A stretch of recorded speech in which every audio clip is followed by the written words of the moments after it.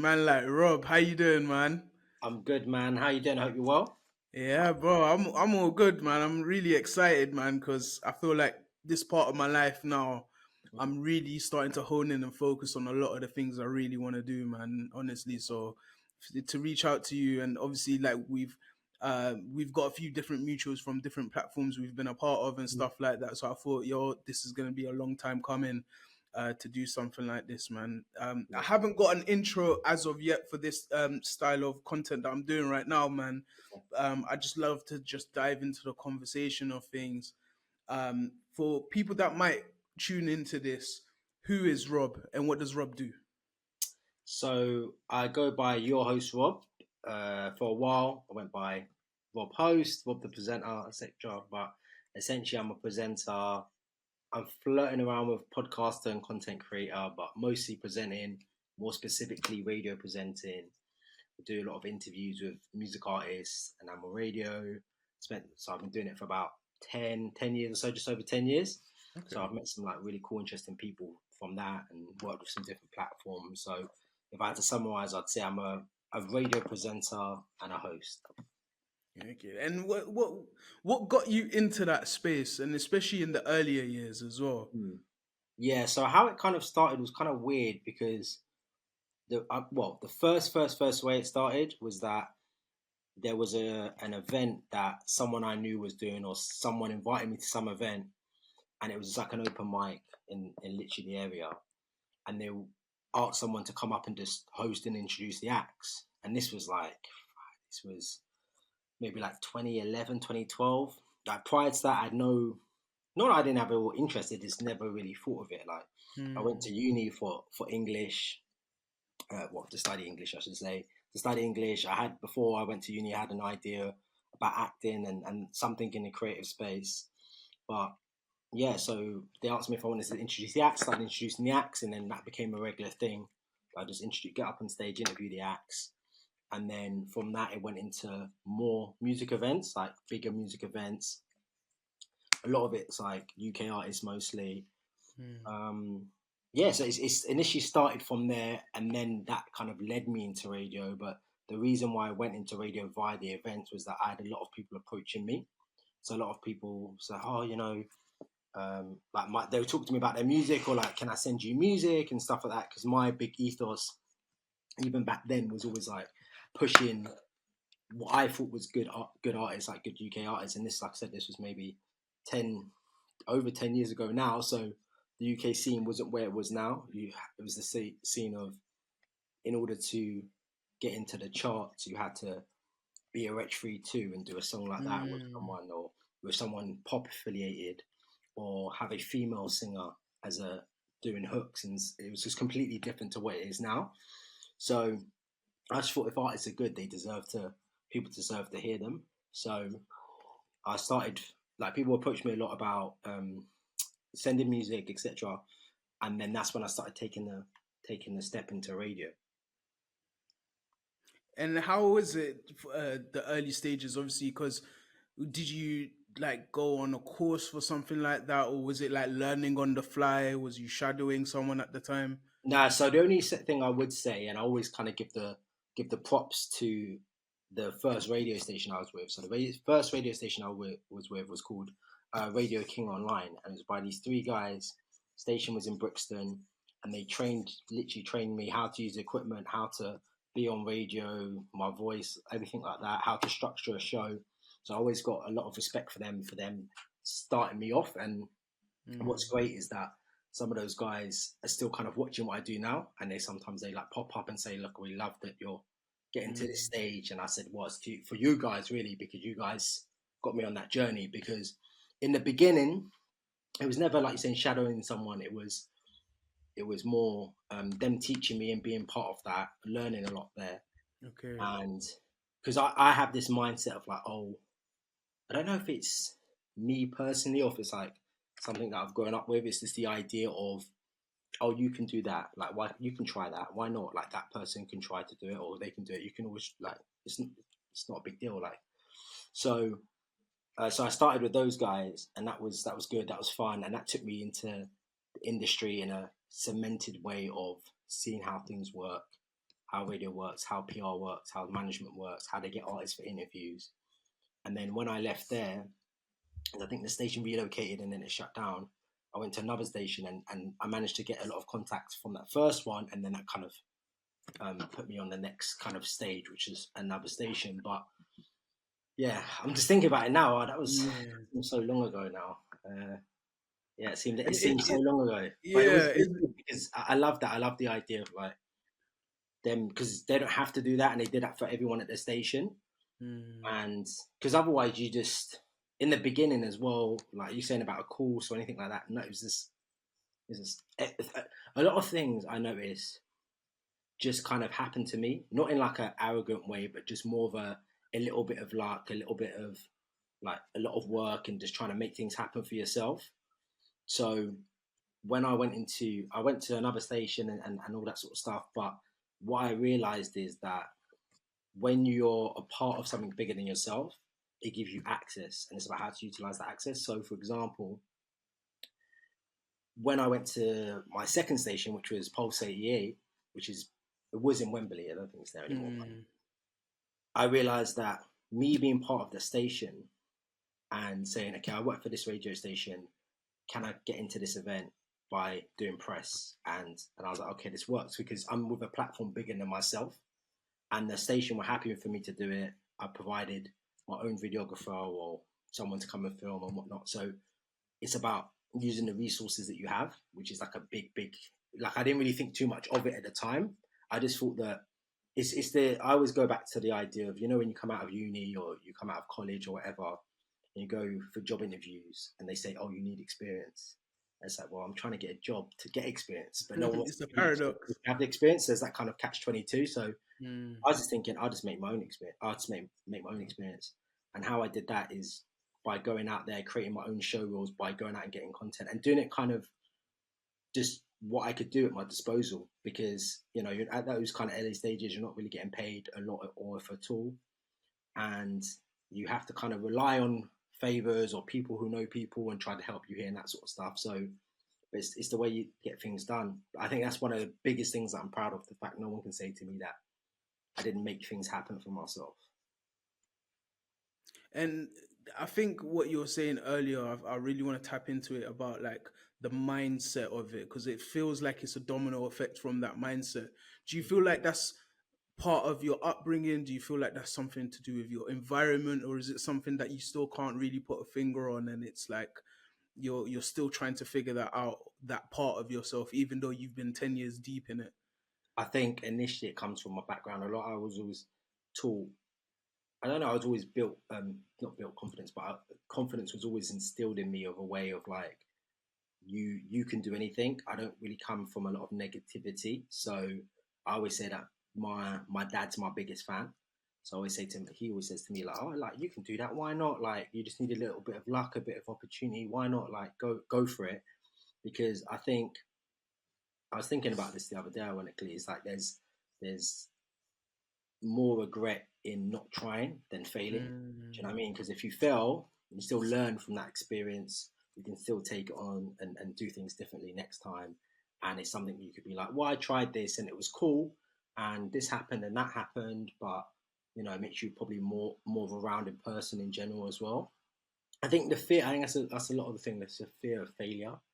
So it's like, we'll just try. Like the time's gonna pass anyway, so we'll try. Like, what's the worst thing can happen? Like, well, I'll tell you, this is how I kind of really think about things. Is that the worst thing that can happen to someone is that they die. Really, like that's the worst possible outcome for somewhere. Like, or you get embarrassed or whatever. And it's like, okay, then what? What you rather? That would be easier to do that than think about it. I'd never want to be one of these guys who are like, oh, I could have been this, man. I could have been that. I could have been like this. I could have been great. I could have done this. Like, it's become resentful. It's resentful for trying. It's like to kind of jump forward anyway. Is the idea of that when I was living somewhere else, like I had an opportunity to live in another country, and it was during COVID. So I was like, okay, cool. So I can stay here, where when you're part of the world zone opened up, only certain things are available, etc. Or I could go there and see what happens and just be grateful for the experience. And I'm so happy you touched on those 2 points here because I feel like some of my friends think I'm crazy when I talk about it. Like, yo, we're not here forever. Like, Mm, but what we do will live forever and how we impact people. mm, And the what if is always something that has bugged me from young. Like, even to the sense of like, oh, like, what if I don't finish that puzzle? Will I not be smart enough? Like, all these little things, they compound over a period of time, and it's beautiful to hear that like you had confidence distilled into you from your fatherhood and stuff like that as well. Because I think that's really important, especially in our communities as well, that having that level of distilling of because I grew up in Harlesden in northwest London, and it's like once you open that door, it's really crazy.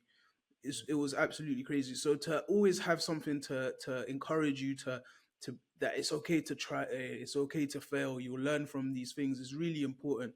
And I don't think there's as much distilling even outside of the household, like within the industries that we're in, that there isn't that level of encouragement there is these days. So what do you think is missing with upcoming presenters and stuff like that as well, like with because the content creating like the barrier to entry is so low now compared to how it was even mm. 5 years ago. So you're seeing so many different new people coming out, but it just feels like there's this whole facade of a trend on different fronts of the culture. Do you feel like what do you feel like is missing overall in the culture and specifically in what you do? That's a good question. So, what the thing that I struggled with when I was coming up further along was the idea of the follower idea of like you need a Mm, certain amount of followers or you need a name, but it goes back to what I was saying about experience. It's like how you gonna really how you gonna really go any further if someone doesn't give you a chance. And so it goes back to a little bit of my point with when I used to be at a station. There was a stage where I was doing a lot of interviews on the red carpet, and that was gained via press access via the station. And from that, that led me to an opportunity to link up TV. But that wouldn't have happened unless I went out and did it. I think mm, what's happening now is that people still, I understand how it works. Like you need a name, people need to know you in order to give you an opportunity. I understand that to a certain degree. But what I'm seeing now is that talent, it's like artists to a certain degree. Talent only plays a mm. small part. Um, you know, talent only plays a small part. What I don't, I'm thinking, I'm being very careful because I'm not sure how to say this Yeah, without I offending someone. get where you're trying to go, but it's got But so yeah, many possibilities. I'll keep it real. Of course. What I'm seeing now, there are very talented presenters, male and female, but now I notice they give a mic to any OnlyFans type girl where Mm, it's just like she hasn't done anything but have followers, and it just gives a sense of entitlement. Where mm, I know people have been working doing this for like years, like working their way up, and they'll get sidelined for a girl with a BBL and a mm. makeup brand or whatever. Do you know what I mean? So Aesthetics based. aesthetics, yeah, and I think I get it. If there's plenty of like female presenters I know who are great and respect, and I think they've done the work and they're sick, and I love to see Mm, their growth. Like Rebecca Judd is one of them. She's so good, mm, man. I always she's on Beats One now, and she started off in okay. community radio, and she's just got such a sick energy. So Mm, and she's a great presenter as well. So it's like whatever success she gets, 100% deserved, 100% because I know she's a presenter. She's not an Instagram model with a mic. yeah, You I know? hear And that. so I think that's what's happening a lot of the moment is the idea of that people are just giving something to someone as opposed to rating them. Um, so I don't really. Sorry. Oh, So okay, no carry on. ways. I don't. I I don't know don't what happened there. Sorry, yeah, carry on. I don't really rate that, and I Yeah, think that's damaging overall to the craft. I of mean, it course. doesn't really affect me personally because I'll always be good because my attitude to things and I'm not stuck on certain like to be honest. I had this conversation with a friend of mine ages ago, and I kind of fell out of love with the scene specifically, and I think it's a lot to do with the idea of how they're allocating the bag and how they are not really I don't think I should say this, but You can say it on my platform, man.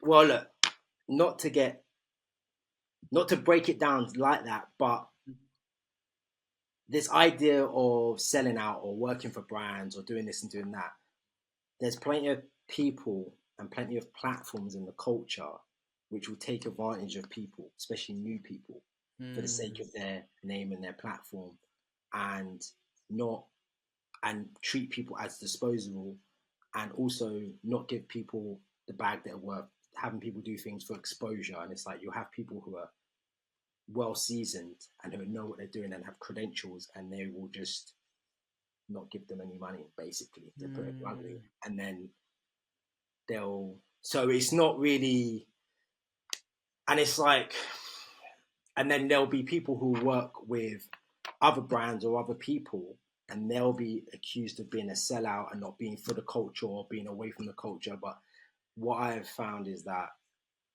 like I said, the only color that matters is green, within reason, as Mm. the Americans say anyway. But I think you need to do what's best for you. And I think people try to, this is a thing I've noticed. I don't know if you've experienced it, especially in the area you've grown up. People want you to do well, but not better than them. That, yeah.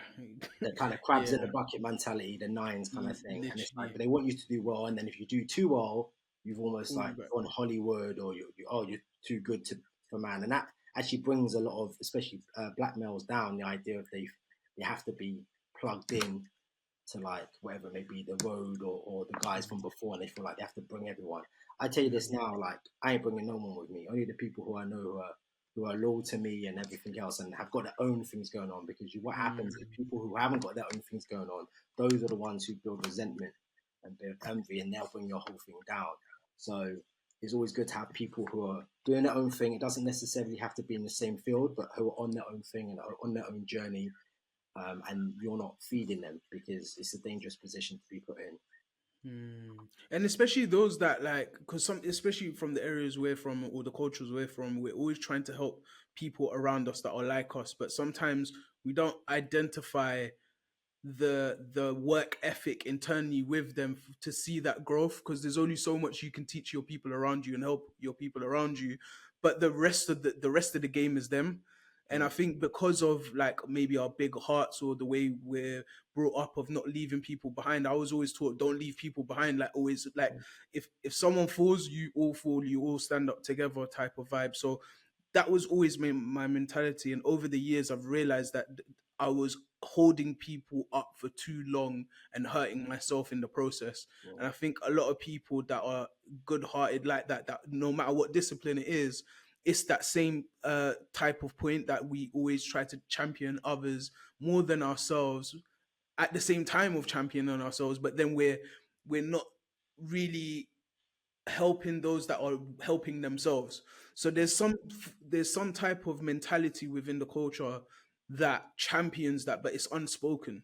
I think it's only in our culture as well, because if you look at other communities, especially, they I don't know if you've ever read 50 Cent's book, Hustle Harder, Hustle Smarter, and there's a Mm, chapter in it where it explains about, it's called the homeboy complex, of like someone does well and they go out, but they feel like they have to bring everybody with them.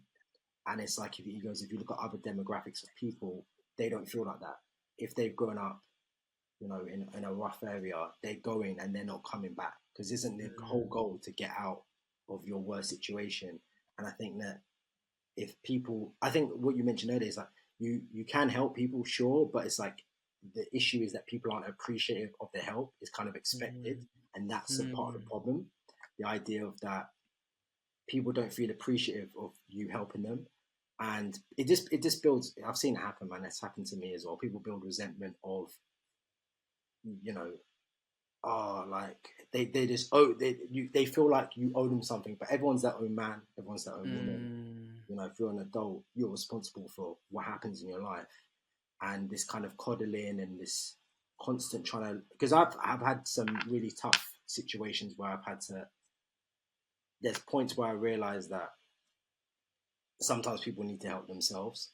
That's one of the biggest things. And the second thing is the idea that we make the presumption that everybody thinks like us.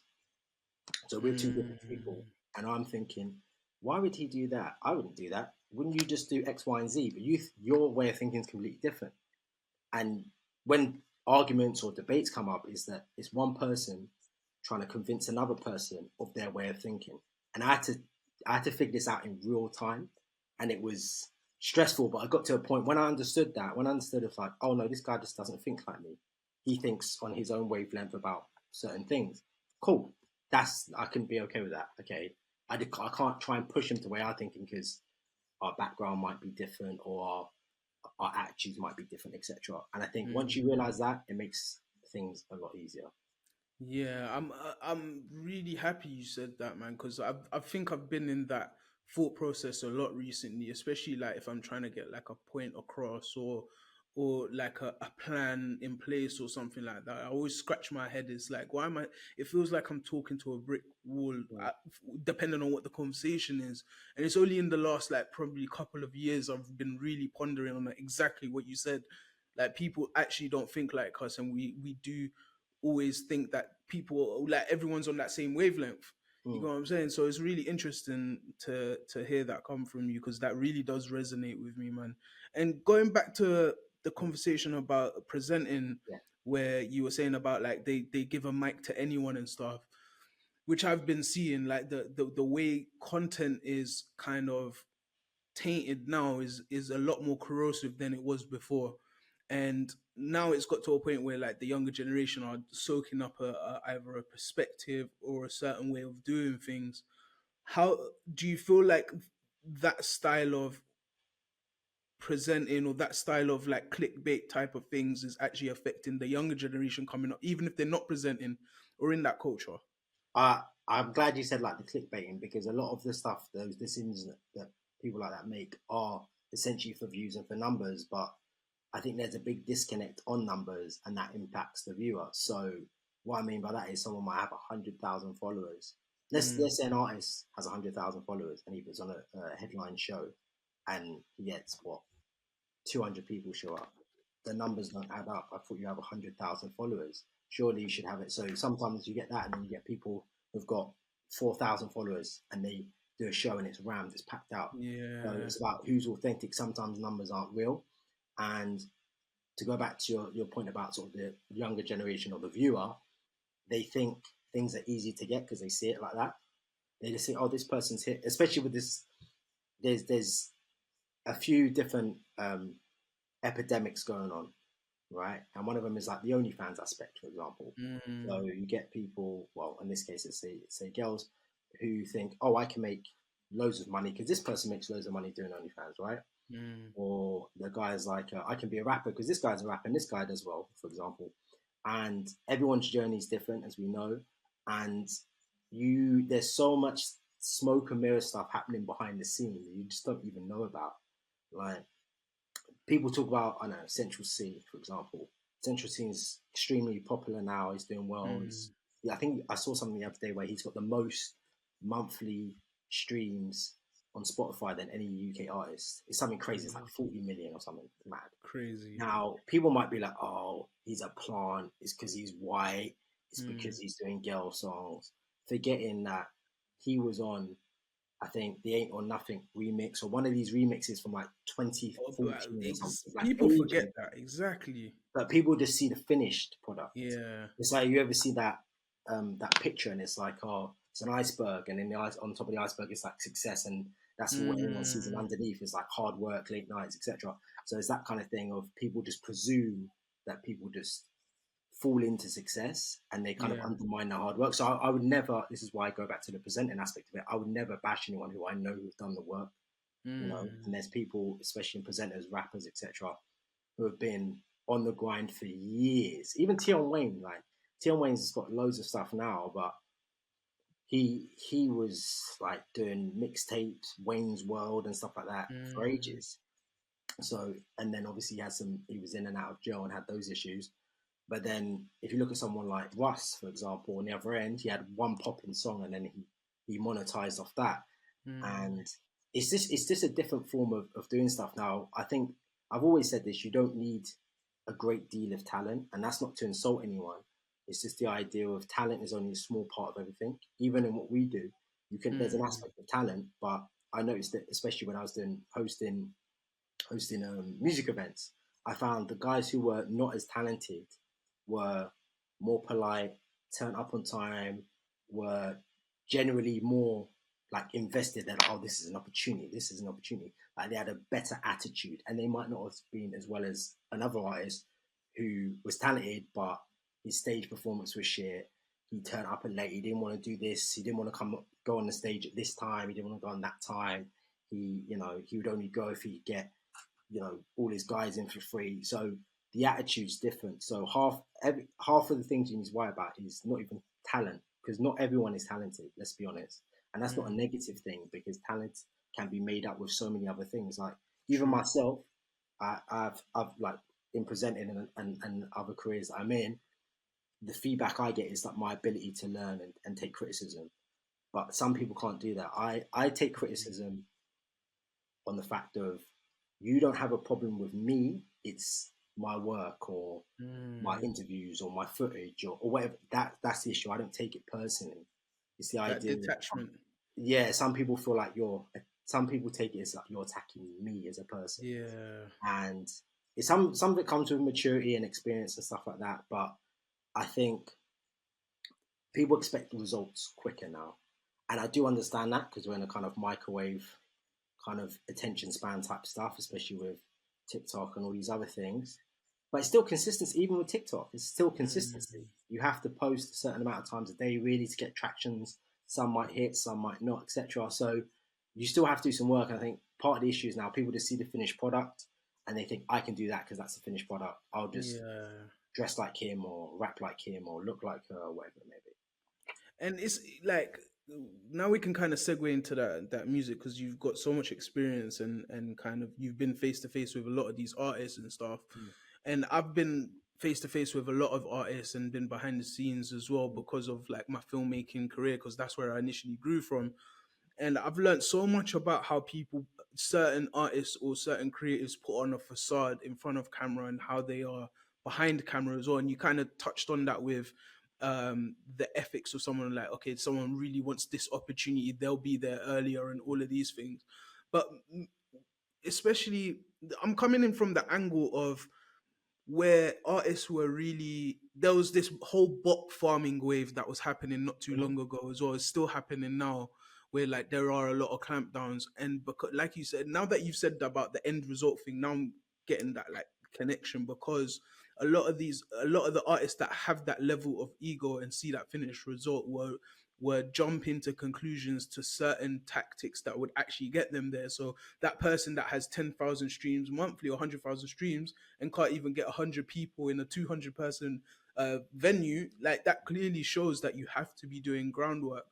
What type of artists that you've interviewed have really had that level of ethic, that you thought one thing when you kind of were exposed to them, but then when you actually sat down with them on your platform or kind of spoken to them off camera, who really stood out to you, or a couple of people that really stood out to you with those type of healthy ethics? I think one I always remember is M Huncho. M Huncho is super intelligent, very strategic about marketing and what he wants his music to be and what he's about and his game plan. He's I will say this though as well. Most UK artists, especially I've mentioned, have always been super polite, super forthcoming, never rude and stuff. So I've got a lot of time for that. But he definitely stood out. Of He was just, you meet people and if they've got an ego, you can tell by their behavior. But him, like, oh man, so many. It's good actually that I can speak like so positively about the people that I've interviewed as well, because I've interviewed quite a lot of UK artists and it could be such a range. So him, like, he was just like, he just made me think. When I was talking to him, he made me really think. He thought about stuff a lot deeper. He knew stuff about the industry here in America, how that impacted his music, branding, marketing, style of music, generational wealth. Like, it was a really interesting, good conversation. So he was someone who really stood out to me. And there's someone else who I always remember, because I interviewed Krypton Conan in maybe around 2015, and they were both really super, super cool guys as well. There was a stage where I was out doing press somewhere at an event, and I saw Conan, and I said, "Oh, do you mind if we get a couple of words for the camera and whatnot?"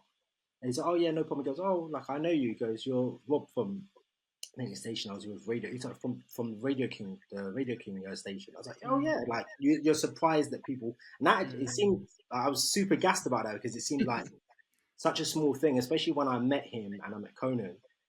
There was presenters coming in every day, you know, no, not even every day, sort of every half an hour, every 40 minutes talking to them. So the fact that he remembered me, I really took like a lot of pride in that, because I don't know if that was because of the conversation we had or the interactions that we had, or just I've got a bait face, whatever it is. Yeah, It or was how you nice. conducted yourself Huh? as well. How Maybe, you well, maybe conducted because yourself. it was just Yeah. something to me. I was like, oh wow, okay, cool. That made me feel like you I don't know, like that.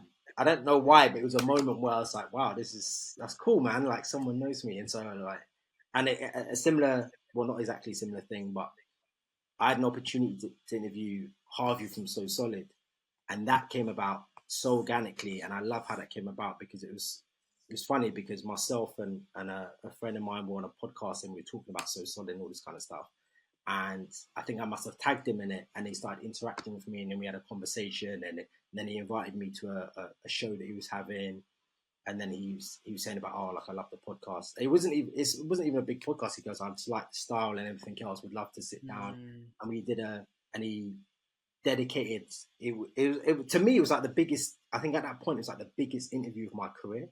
I remember, it's gonna sound super cheesy, but I remember like the night before, because like we had planned to sit down and do an interview, basically a podcast. I wanted a one-to-one interview, and literally I went and got a haircut and stuff like that. And literally the night before, I was like looking at me, I was like, "Yo, you're interviewing Harvey from So Solid tomorrow. Like, it's crazy. Like, this is mad. Like, and this isn't from anyone else. Like, this isn't from radio. This is from stuff that I created myself, and he liked, and we connected, and so I got some really good feedback from him in regards to, he's like, yeah, you just seem like a cool guy. Like, I just want to, and he's slightly older. He's like, I want to help all the new people coming through.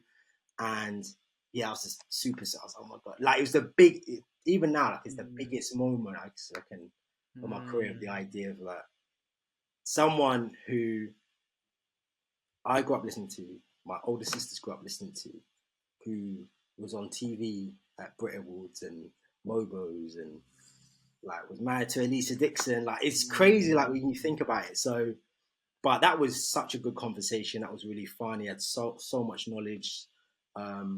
Yeah, that it was just, yeah. It was fantastic, because even like I think from then I've seen him help others as well. So I know he's really genuine, like especially artists. He's done like shows. He does a lot of stuff in the football community, and you have a perspective of someone before you meet them, and he just wasn't that. So yeah, but he I would say he stood out. Huncho stood out. Um, Young Bane was cool, but he was very media trained. After a while, you can tell who's media trained, and that's not a bad thing. But obviously, you can't be like, I always go into an interview and say to people, how are you, etc. And I'll be like, I'm trying to give them a bit of an overview of what to expect about the interview. I go, okay, cool, we're going to talk about new single. We might touch on this, we might touch on that. Is there anything like you would like to stay away from? And most of them are like, no, I'll talk about anything. But to me, I'm like, right, I heard you got beef with this person. I heard you've been running around with this OF girl, this Instagram girl. So I don't go that hard, but I kind of play around with it a little bit. But so they had that opportunity, man. They had the opportunity. So that was. But yeah, so those I think those two stand out. Harvey, Huncho. I'm thinking who else? I think, and what I really like is everyone I've met is like super, super chilled. Like, they're super. I wouldn't say nice. I don't really like that word, but the idea of just good, genuine or good people. I haven't really met anyone with egos. I've met people where trying to interview them is like pulling teeth. I'm like, I mean, I couldn't say who that is, but it's just like, you can tell that it's actually, the person I'm thinking of is actually someone who, like I mentioned earlier, just kind of got TikTok famous or had a trend, and now they think they're like a genre, an artist who can do any genre and can perform in any space and would want to collaborate with this person, and just just a level of delusion, to be honest with you. And you could tell because when you sit down with the person, it's like, yeah, like and to be fair, like sometimes it's like proper road guys, and that I kind of understand. But sometimes there's just people who can't speak. It's like they Mm, can make music, but they don't know how to. Like someone I know, another presenter, he did an interview with Fredo, and Fredo, I love Fredo. Fredo's a great artist, but you could tell he was just like this. I don't know if he was like super mellowed out or whatever, but it was mm, just so hard. I really felt for the presenter because it was very difficult. It wasn't when he had the level of fame he has now, but it was still like, oh on that man, come up, it must be yeah. tough to like really draw it out, you know? Mm. Do you feel like, so like, let's say there's a presenter who's come across this, and their roster is probably people that they got to pull teeth out of and stuff like Mhm. that. What would you recommend to them? Like, how can they exit that conversation, or how can they kind of stop that? Like, what do you think they should do in that instance? What would Rob do? I think you shouldn't stop. I think you need to be able to read people, read the situation. So I pride myself on having high emotional intelligence. So I can see your like social intelligence maybe. I can tell Mm, when something's off or there's an atmosphere or like not that I'm saying this has happened, but you're in a situation and you can tell there's some tension here, something might kick off and that I'm not saying to that degree, but mm, I think it's trying to make them feel comfortable, like how I kind of structure my interviews. I like to go I like to make them feel as comfortable as possible. And then if I want to hit them with hard hitting questions, I will. So in that kind of situation, I would probably just leave off the hard hitting questions. I'd keep it real simple, try to talk about stuff they want to talk about themselves. It doesn't have to be music and then go that way. Like, for example, I know Fredo is big on fashion. I ain't big on fashion, but I know he likes certain brands or whatever. So I might talk about that or what they think of that. And then people love to talk about themselves and people love to talk about things they're passionate about. I'm guilty of that mm. myself for sure. So that's the best way to kind of draw someone out is kind of think what is it about them, what do they like, um, what would they speak about, what they passionate about, and just go that way, man. Really. That's a really interesting way, man. Because it's also a thing of like, you said something important, especially with the young Bane stuff as well. Because like there's not enough basic media training for people, or people don't really kind of, because especially with a lot of independent artists that get to a certain point, or let's say people that blow quickly that get onto these type of platforms as well, there isn't really a way to kind of guide themselves or guide like the team to guide them and stuff. But I think it's really important that, like, even with a lot of these platforms and presenters, upcoming presenters, that it's always focused on that project, or always focused. I think the best interviews I've come across are the ones that are still in the press run of whatever the project is, but at the same time it's irrelevant to what the actual project is. It's literally about the humanization of that person and stuff like Mm. that. And that's why, like, even with me on this pod, like, I've come from a filming background where most of my life I'm behind the camera, but because of the healthy conversations I've had with people, I'm like, wow, like, it feels like more conversations in the space need to be had like that. And I feel like if there was a presenter coming from a camera person that Mhm. just have conversations that like resonate towards you and that person, and just do a bit of research as well. Like, sometimes it's also looking back at maybe their past media and seeing like the things they might be passive about and all of that as well. So how important is research in the things you do, or do you kind of go by like what the platform that you're presenting for are what their KPIs are? Like, how do you kind of like because the thing I've clocked with you kept on going back to is a structure. It means that you have your own structure and your own way of doing things. Mhm. So without giving trade secrets, how would you kind of create a plan on how you would have that conversation Well, to if go you back research? to an earlier point, actually, there just about some people media train, etc. It's like Rams is the perfect example. So Rams obviously had the hit. Everything blew up for him pretty quickly. I interviewed Mm, him. He was quite a shy guy anyway, and then he had like a thing at the Capitol Ball where he had some issues. He had yeah, I some mental remember health that. issues, etc. I think it is dangerous for young people to be just thrown into the spotlight, as it were, and not have the support. you can say what you want about reality TV shows like X Factor, for example, but at least there's a team there who can kind of structure things a certain way where they don't take all the Mm, pressure on themselves, or they're not giving manager jobs to their friends who used to work in Tesco's and now they're managers without actually any real mm, management experience. So that's something that's I've seen that happen. I saw that happen with Notes for a bit. So that's something I do understand to some degree of the idea of like being thrust into the spotlight, having a hit, then trying to have yeah. another hit as well, and it just doesn't work like that. And so you need good people around you. So I think, especially, and then we talk about online and the idea of how people can be online and trolls, etc. But I mean, that's a whole other topic. But Mm, yeah, to go into like structure, I think, yeah, you can stick to the brief. You can understand, okay, they're promoting this single, they're promoting this album. Okay, cool. But like you're saying, they're people first, and they're artists first. And mm, every artist wants to be taken seriously as an artist, no matter how short they've been making music for, right? So I like to like really delve into what their why music. What is their experience? Not what's their experience. Sorry, what is their experience making music, what draws them to music. So more of the background as opposed to you have this new single out, tell me about the mm, single, which you can talk about, sure, but mm, you need to understand people on a deeper level. I think going into people's backgrounds and understand um, why, like we mentioned earlier, why they think the way they do, or why they're drawn to particular sounds, or was their life a different way before they got into music, and how that mm, impacted it. Like Sneakbo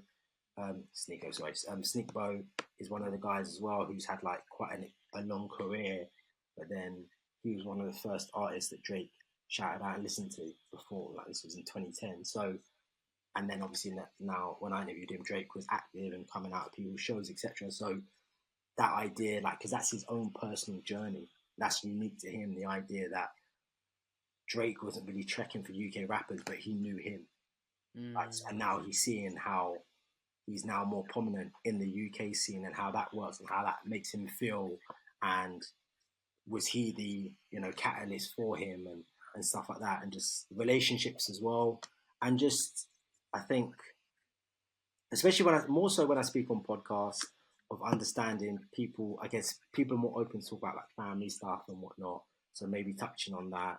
Um, yeah, so just more background on who they are as an artist, but then who they are as people and what drives them and what they're passionate about.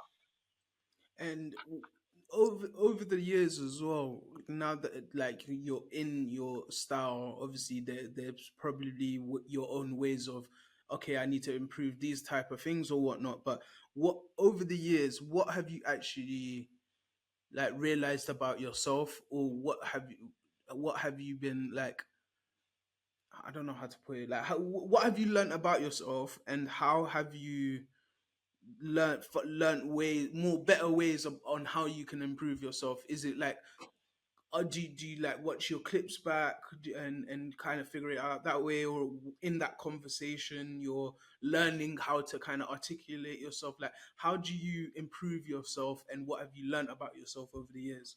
I think for radio, for example, I always listen back to my radio show, not on an arrogant way, just for any errors, mistakes, edits, because I edit it and upload it and stuff like that. So, like, oh, would I structure this differently? Would I include that differently?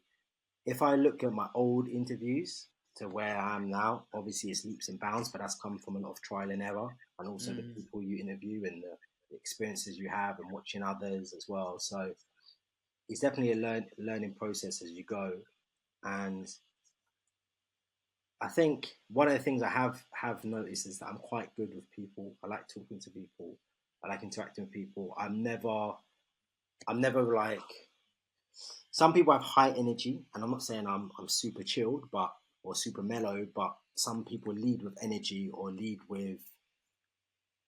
I think like I'm not really starstruck anymore, like, mm, which is cool. But initially, or if you are, you just kind of yeah, amp tone it it down. down. They're just people in it. They're just people. It's like Yeah. it's when I was doing a little segment about with podcasts and dating and stuff like that. I'm like, they're just people. They're just girls. they're just guys or whatever it may be. They're just normal people. They do exactly what you do. Like, it's not that deep. Like, that's what you got to think of first, because, like you said, people are people first before they're artists or musicians or whatnot. So I think that's one of the biggest things, is that that's why even when I approached the interviews, especially as I went on more so, it was. I remember I spoke to Professor Green and interviewed with him, and he had just got married at the time and was talking about that and having some fun with him about that. And, you know, oh, you're not single anymore, out partying, just like normal stuff you would talk to normal guys about.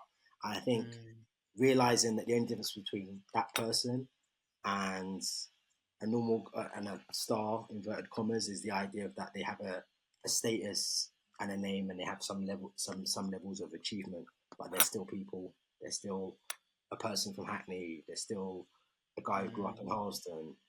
There's still someone who, you know, who's got an older brother who went to someone's school, or, you know, so just human, like you said earlier, humanizing it. And it's funny, I was looking into something for some branding before, and Adidas do this really well.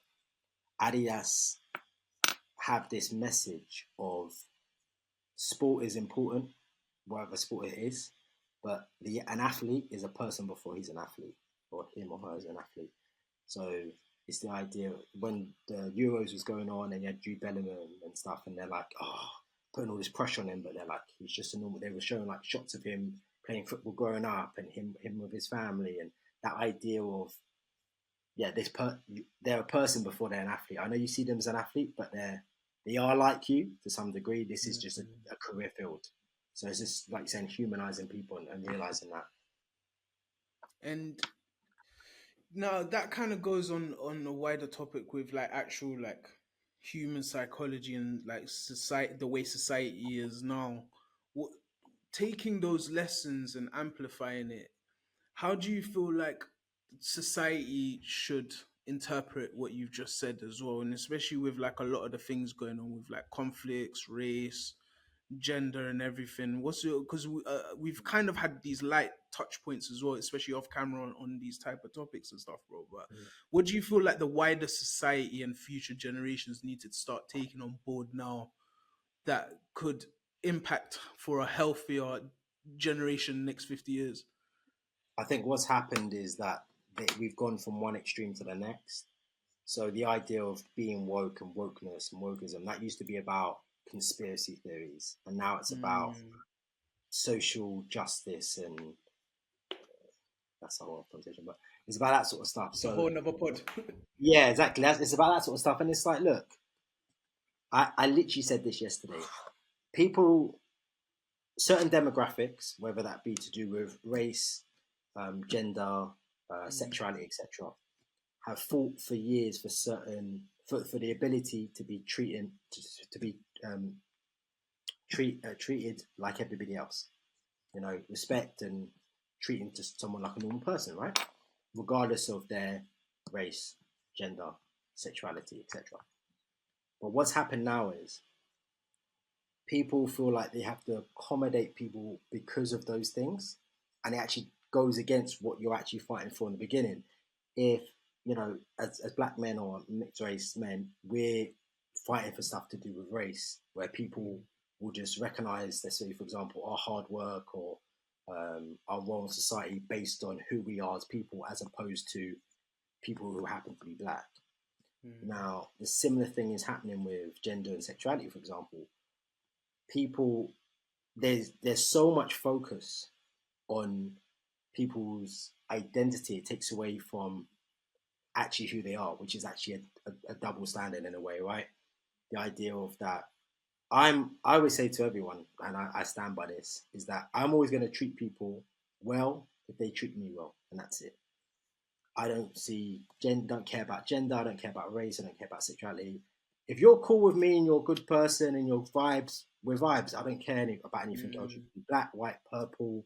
You could be gay, straight, trans, whatever. I don't like. If you're cool and you're cool with me, like there's nothing else to talk about. So that's the only thing I'm going to judge it on. But I think what's happened now is that it's got to the other end of where people, if you don't like someone, or if you say something negative about someone, it's not about their character. They've made it about their identity, which kind of defeats the purpose in the beginning of being treated based on your character. Do you know what I mean? On your character. So Mm. that's what's happening at the minute. And so now people feel scared to speak negatively about someone, even if they're behaving, in a detrimental behavior. So at the moment, there's a big thing about dating and men versus women and dating shows, all this kind of other stuff. And, the rise of people like Andrew Tate and those kind of guys. It's the idea of that people say, if you say something now, if you say something negative about someone who happens to be a woman, you now hate women and now you're a misogynist. Mm. And there's certain words now that there's two words that come up a lot. Not to me, obviously. Being a misogynist Yeah. or being a narcissist. The amount Yeah. of girls who go on dating podcasts and say, "Oh, well, my ex was a narcissist." Well, if we look at it actually factually, only a small percent of the, like literally like 10% of or 10 or 20% of the population have actually been diagnosed as narcissists or have narcissistic tendencies. So either you've picked those 10, 15, 20%, or you're exaggerating to bypass certain behaviors. Of So course. there's a line of things which are happening in a minute that people aren't being held accountable for their own decisions, and I don't think that's wrong. Like I'm not a perfect man. Like now, I'm a married man and I'm a father, but I wasn't always like that. We've all been single and whatnot. So, but I've realised that at times in the past, I may have behaved a certain way, and at that time, I thought that was maybe not even the right thing to do. But I just felt like doing that at that point. That to me, I'm like, okay, cool, that was right or that was wrong, but you have to address it. You can't absolve yourself of accountability or responsibility, and you can't disregard it because it's factored into who the person you are now in the present day. So some of the issues is that people are scared to say anything negative about someone, even their behavior suggests otherwise, and I think that's not helping people grow. That's not being transparent with people. And then when another person comes into that situation and is upfront with them or is truthful with them, they're shocked and taken aback, like no one's ever told them that. So it's kind of enabling people, and I just don't think that's the way to go. I think it's happening more and more and more, and I think I've started to see signs that things are starting to turn. Some people are just like, nah, I'm not having that. That's it. Yeah. And then at the risk of being cancelled. But even being cancelled is a fake concept. Yeah, now I'm happy. So pause on that, right? Exactly. Yeah. Yeah, 'cause that was literally gonna be my next segue. Because I was after you were gonna finish, I was gonna say it sounds like everything in society is manifested. Like cancel culture has actually manifested into this being in society. That's why I feel like everyone's really walking on eggshells on a lot of topics, because if we don't point out the things that are really affecting society, we're not gonna grow as and evolve as as humanity. And I've had these talks with like certain people in like anthropology and that as well, man. Like there right now, it feels like humanity. There's a big clog in the human evolution right now. It's not only catalyzed because of technology, but at the same time, it's how we communicate with each other. How all of these different tribes and cultures have integrated. Like right now, it is so diverse now than it was 20 years ago, 50 years ago. So there's still a way, like there isn't a unified lingo for us to talk. And I think a lot of the words we're using are really like what you're saying about misogyny and all of these things. Like a lot of words are thrown at people, narcissists, without knowing the Yeah. exact terminology of the things. And I've And, seen that and happen. and that's the thing. Like even with certain of these dating things, like when the man asks, "Hey, like, do you even know what that means?" Yeah. The lady doesn't even know. Like, so how can that withstand? So clearly you've taken the social construct of what narcissism and misogyny is, Mm. and you've interpreted it to your definition to then stick it on people, I like, think yeah, cancel culture, yeah, go I think just on cancel culture, I think cancel culture actually only exists online on. because when people get cancelled, I think the only way to really truly cancel someone is to mess with their money. But people aren't never truly cancelled. They've said like certain figures are cancelled online, but people are so fickle they don't remember. They cancelled Noel Clark, for example. or an Hmm. accusation, which wasn't even something he was charged with, etc. That's so dangerous for us men, you But know. and that goes into more topic. Like people can throw. It's a very dangerous time, especially for men, of that they can be cancelled or be basically guilty, like until proven innocent, and by that stage they've already wrecked someone's life. But and it takes when it comes to that, it takes away from actual real victims, which makes it worse. But it's the idea of cancel culture. It's not like there's stuff that people were cancelling ages ago, but unless they stop spending there or anything like that, like at the moment we're seeing it with because there's obviously some conflict in the Middle East, Palestine, and Israel. I know that a lot of people boycotted Starbucks because it's something to do with Israel, for example, Hmm. and they've seen their shares actually dip quite heavily. So that is the only true way you can cancel someone by affecting their pockets. If you're not affecting someone's pocket, it doesn't matter. Like messaging in the comments of, "Oh, cancelled. Oh, this guy's cancelled. Or this person's cancelled." It's like, okay, how are you going to dictate that?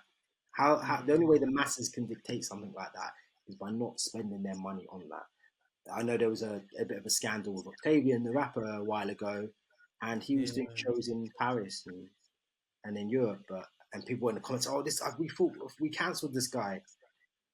I guess not, or Dutch Valley. These people who have Yeah. had like controversial situations happen to them, they're still doing stuff, and it's mostly just online. And it goes back to the idea of in real life, no one's got the smoke. And I always say, no Mm. one's got the smoke in real life because people have got the biggest chest about stuff online, but in Preach, real life, brother. they don't want the smoke because you wouldn't go up to someone and say the stuff you would say in a comment. And if you do, fair play. You must be brave, man, to come up and say what you're saying. Mm. And I was now I've me personally, I've come to a stage where I only deal with things two ways. If it's I don't debate people online in comments. There's no point. Like this is stupid. There's no point. Like you're never gonna say it to me. You disagree. Okay, cool. Big whoop. Or like we can have a if you want to sit down and have a debate about it over a forum like this, or if you really feel strongly about it, we can put on some boxing gloves and go have a fight about it if you like. But those Mm. are only two options. Nothing else is up for debate. We can talk about it and have a civilized conversation, or let's go. Let's bring the smoke, man. That's it. But no one ever wants to do that ever. And I know Mm. someone this is happening to now, and he he basically turned it down and he tried to. Anyway, it's another thing. But yeah, That's mad, fam. Do you know what's mad? Yeah, I think a lot of issues can be tackled with just putting some gloves on. So it's not how it yeah, used to be like back in the days, man. Like when you had an issue with someone, it's okay, cool, pull up round the corner, done, yeah.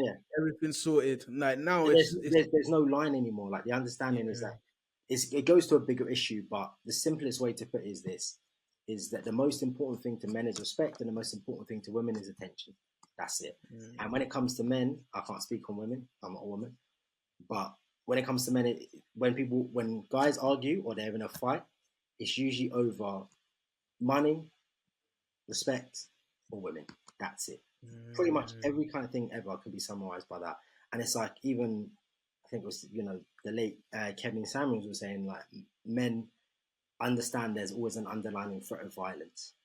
And so mm, if you have a man and a woman arguing and a woman is shouting and screaming and going all like this to a man, that can only work in a female male dynamic. That can't work in a male male dynamic because if a guy is shouting at mm. another guy and getting in his face, it's only going to end one way. So I think it's an interesting thing because when those situations are happening, I don't think one party understands what that means. Like it's bonkers. Like because it's bonkers. Like so it's understanding that idea of like most things to be sorted. But because we just go to kind of go back to your point about the online aspect of it, but because people just talk big online, people are never gonna scrap it out outside because it's just not.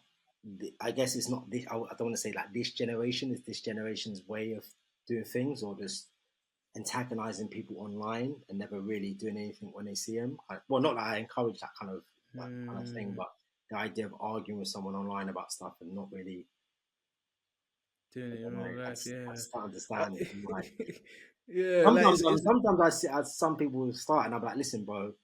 Yeah. I'm in this area. Come and sit. Come. Then like I'm just like this, bro. I'm just like, I'll come. Right, it's long, man. Like This is where I'm at. If you want to come speak to me about it, I'll come find the me. younger generation can't hold a punch no more, man. It's No, quite no. mad, But I think but I think but yeah, I think yeah, the younger generation. I don't know. I think to be honest, I yeah, care a little bit more about these things now because I've got a young son. of So course. I'm very much like there has to be a good baseline of certain things when it comes to this and it's kind of understanding because I come from a family of girls really. I have 5 sisters and then it's me and my dad. So Mm, but there's the relationship we have is key. Like I could be a completely different way, emotionally and how I deal with things if I didn't have that relationship. So that's always a key point of, and I know a lot of people now are growing up not with that situation, so I'm extremely mm. fortunate. Now, last couple questions as well. I know Yeah, yeah, you go need for it, to man. go, bro. But like now that you said you're a father now, like what's your perspective on life now? Um, I feel, it's not even a responsibility aspect of it. Obviously, you have responsibilities, etc. But it's more for me. It's more about lead. This is a really big thing for me. Is leading by example and creating a like looking at things which are not going to really affect me anymore. It's not really about me. It's about how things are going to affect him. So I like to be super involved with every aspect. And also, like I spoke about it on another pod actually, the idea of love, the way dads show love and mums show love are different. And I think we live in a society now which is kind of like, I don't want to say run by women, but the idea of like mum being more important. Hmm. I don't agree with that. I think both parents are equally important. 100%. But I would argue that the disconnect sometimes come with if a mum shows a love this way towards a child and a father shows love this way towards a child, the mum thinks it's wrong because it's not her way and vice versa. And that's where kind of a bit of a disconnect comes from. But I think the differences are what makes a child whole. And I think, like, what I mean, I'll start talking about my son now, but my son's only young, he's like a toddler, but he like when people speak about him, it's like he's super super confident already, super smiley, super chatty, um, always happy. Like everyone's always like so happy, like already really good with girls. Like it's mad. But the idea of just like I think it's about just creating a safe environment for them, which is I think really key. But I think yeah, my perspective, I don't know. I just think I think one of the biggest things is that I want to be a superhero. You know what I mean? Like my dad was my superhero, and to some degree he still is. But I want to be a superhero for my son, and I want to be like a well-rounded, like a very well-rounded man in every kind of way. I want to know. I want him to think, okay, yeah, like dad's got it under control, or I can go to dad, or because that's how I've been brought up, and I just like streamlining that and trying to perfect it as much as possible. And it's I said on actually an interview with 100% interviews. Shout out that guy, man. Shout out Alex. But the idea of he, my dad worked a lot, but he was always there when I needed him. I think some of the issues that people think is that if the person isn't present all the time every day, like the mum is, then it's not as impactful. But it's definitely not. Like but it's sick, man. I'd advise it. I'd Right. recommend to a friend. I'd It recommend feels to a friend. beautiful. But what I will say is, I think that finding what I say to everyone as well, like especially because I have a lot of young guys talking about this topic actually, because I'm married and I've got a kid, and I've been with my wife for ages, like even before we got married, and so That's beautiful, man. I think some of the big things there. I have a lot of guys worried about getting married now, and I understand it. Like I get it, and sometimes someone aren't really bothered about it, or they don't require it, which is of course another Yeah. conversation. But This is a whole nother pod for a yeah, conversation, because I've got a lot of talking points with this as well. yeah. But I will, I Yeah. will, I will say this. I'll say that picking the right person, is important. Picking the right person to have a kid with is very important. I think people tend to think having a kid's not a big deal, but getting married is a big deal, which doesn't never make sense to me. But like I said earlier, people think differently, and that's how they think. So Yeah, I don't know. I think I've forgotten the question now, man. I'm just really getting into that, man. No, no, bro, it's beautiful, man. Like that's what I wanted to go with it. It was basically like how like your perspective on life, like since Yeah, having a kid, and you've really touched on that. From what I yeah, can take, bro, is like how much the impact of your dad, and you said it as well, just how you're refining that and then building it. And what I'm also getting with your son now is being present there at most important yeah. times. You know what I'm saying? And But it's I think the beautiful. key thing is being. I think being present doesn't mean just physically being there. So you can Mm, be there and sitting there and be on your phone, and he's sitting there like not doing that. But so I tried. Obviously, like I'm not perfect, but I tried to allocate time to what I'm doing. So when I'm with him, I'm like in that moment. Do you know what I'm saying? Because they're only going to be that age for a certain period of time. So when I'm in that moment, I'm in that moment. So I don't like to even, and already they pick up things quick. Like I'll be on my laptop and now he'll come on, like get up, climb on the chair and start typing on the laptop. They see everything. When you think mm, they don't even register. It's crazy the amount they pick up so quickly. So you've got to be really careful about what you're doing and what environment that you're putting them in and stuff. And I'm like really like especially now, I like to be really involved in every aspect of like fitness is a huge thing already. Fitness and active, like being active, but then also stuff like nurseries and being around certain people. I don't like him around this person. I only let certain people look after him. I only like my parents look after him, or my sister, or my wife's sister, or mm, whatever. I'm very like, oh, I don't like this putting him with anyone I don't like, and they can pick up mm. on stuff like some people just offload their kids everywhere, like it's not even a big deal, I hear that. and it doesn't really give them a lot of comfort and security, and it actually makes them really like not uncomfortable but really unsettled, and you can see it in Mm, their and it goes into their behavior. So I have a friend actually who's a mental health nurse, and he has a nephew who's around 3, and some teacher tried to say to the mum or dad that he's got ADHD, and it's like, well, actually, no, you can't even be diagnosed with ADHD until you're at least 8 years old, but because we live mm, in a world where they expect boys to sit down and listen and learn like girls, which is how the girls learn. Like if they don't do that, there's something wrong with them. And I never really want to. I don't. I think everything. I think that boys. What I've noticed, the biggest thing actually, the biggest change I've noticed, boys have so much energy, man, and they're crazy. Because like I said, I grew up with girls. The girls are a bit more like he like mm, jumps off sofas and like he's just crazy. Like they're just like more adventurous and more like uh yeah, just like more active, right? So that's normal. They're supposed to be like that, right? So, but now they go to school and they're saying, "No, sit down and listen." And it's like even as adults, like if we're going into an office, we don't really want to sit down for 8 hours in front of a laptop or a screen. We want to move. We want to go out. We want to go for a coffee or go to Pret or whatever it may be. So how you can expect someone that young to do that, and then if they can't do that, is something wrong with them? I think I'm yeah. concerned that we might go the way of the Americans where they just dose them up or like Ritalin and Mm.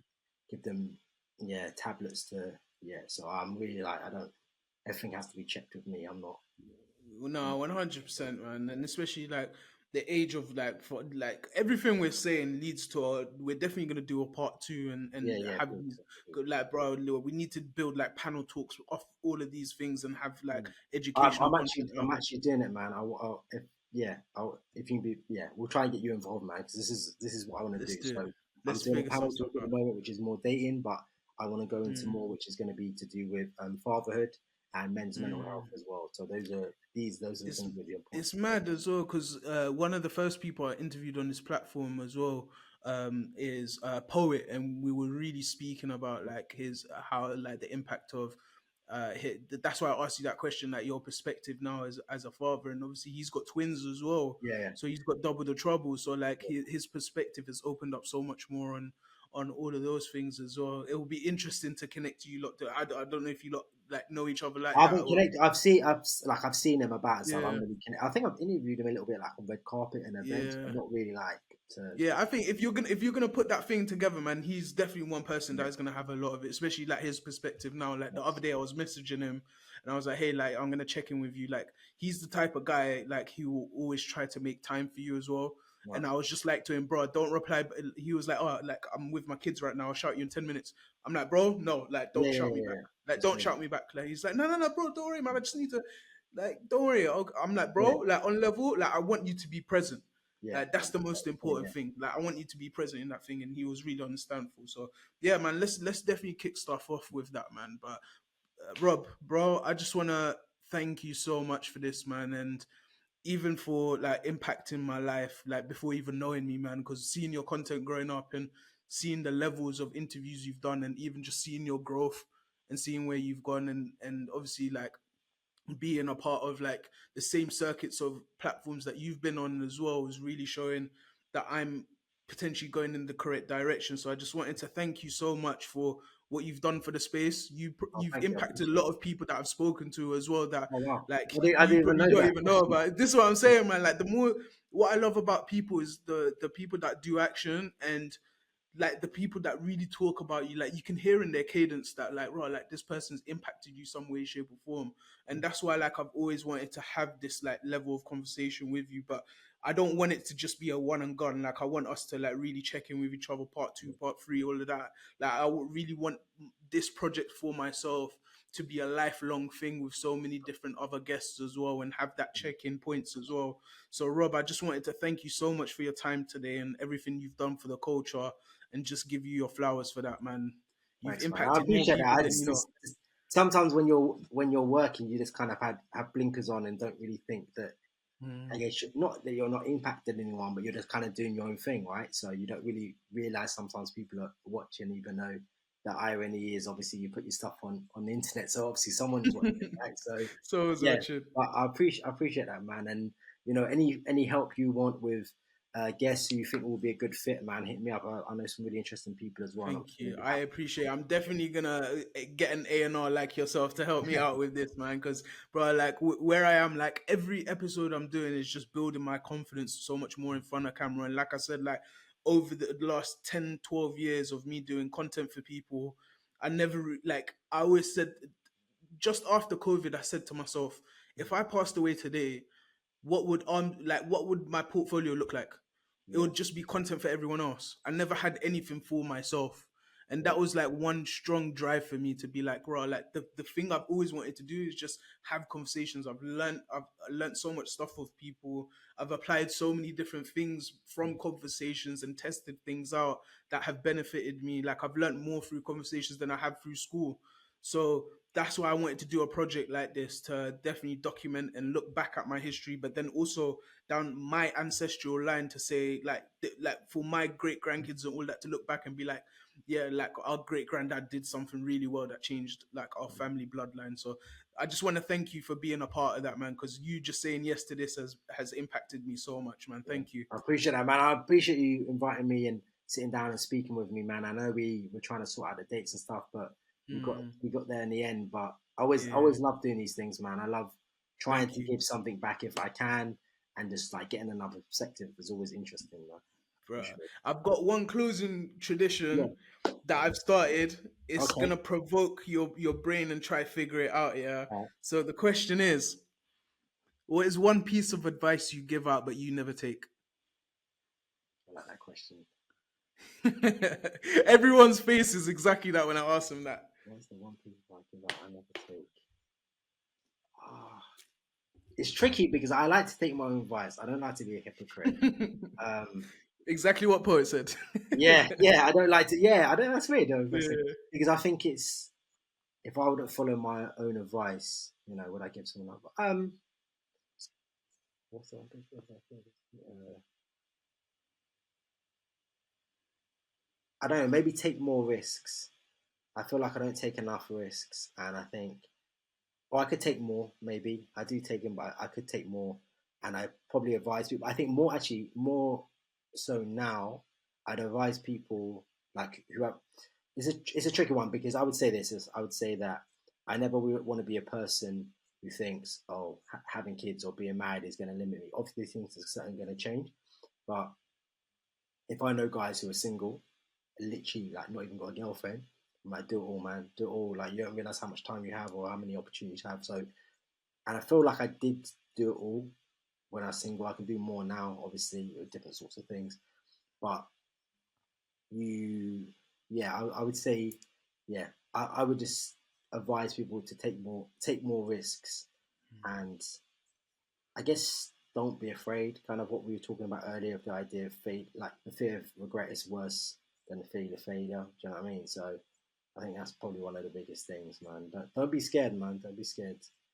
And also people don't care. I don't mean that in a bad way. I just mean like people sometimes get in their own heads and they think, oh, like, oh man, this person's gonna look at me like this, or he's gonna see this, and someone's gonna make fun of me. It's like people are so in their own head about their own insecurities, about their own problems. Respectfully, they're not gonna care about you, man. They've got their own things going on, which you can use your Bruh. benefit now. That's beautiful, man. That's exactly why. Like, it took me like 2 years to write that question, because I was like, I need something that it is what it is, but it's not at the same time, and it's meant to provoke someone's mindset. Because even every person I've asked that to, even off camera, Mm. I've just seen them go through their brain and actually be like, okay, like what can I improve? Like the answers it gives me is that people have been giving me is like what I can improve on compared to what I say, and that's what the question was built to be that way, man. So thank you so much for that. It's just giving me a whole nother perspective on what your growth is going to be like, man. So Rob, thank you so much, man. Been a pleasure, man. Been a pleasure. Love. Right, I'm gonna stop It's good, man. recording. Take care.